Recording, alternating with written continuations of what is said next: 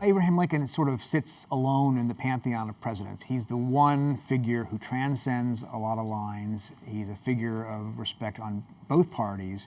And he is a figure of inspiration to all of those who came after him. He's the one president every other president wants to be like. And it's partly because he accumulated an extraordinary record in 4 years. He saved the Union, he freed the slaves.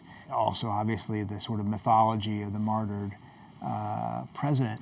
But I think also because he did it with resolve and yet grace. You know, he wanted to forgive the enemies. He did not want to punish them. He lived through the most trying of ordeals, and for the presidents who followed him, they look at his example and think, well, if he could get through that, I can certainly get through this. So he becomes an inspiration for them. He also becomes kind of a burden for them in some ways because, of course, he sets a standard by which any president would have a hard time meeting. How are you going to ever do what Lincoln did?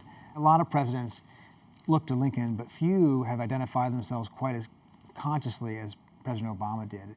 We know, of course, that there are many monuments to Lincoln's memory across this country.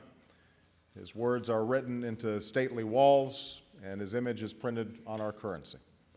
His story is taught in our schools, and his name is synonymous with freedom. You and I live in the Union that he saved, and we inherited the progress that he made possible.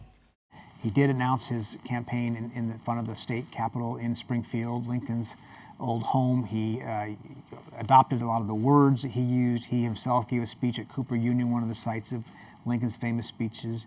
He assembled his own team of rivals by bringing Hillary Rodham Clinton into the cabinet. And I think there's a certain obvious symbolic lineage to go from the president who freed the slaves to the first African-American president. There's an obvious resonance there for him.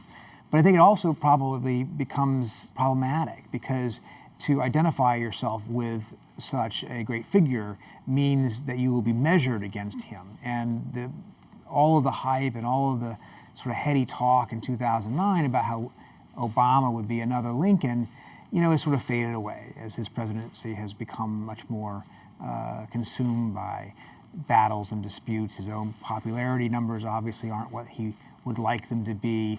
And rather than seeming like a larger-than-life figure today, he seems like a politician who has his ups and downs, but not a great historical figure at this moment. What does Lincoln mean today, for instance, for the Republican Party? And there's a really interesting debate going on. Now, liberals will use this conveniently to attack Republicans, saying they've gotten away from their roots. It's an obvious argument to make, but Republicans themselves debate it. What did Lincoln stand for? Well, he stood for, in some ways, an assertive use of government power. He favored the Transcontinental Railroad.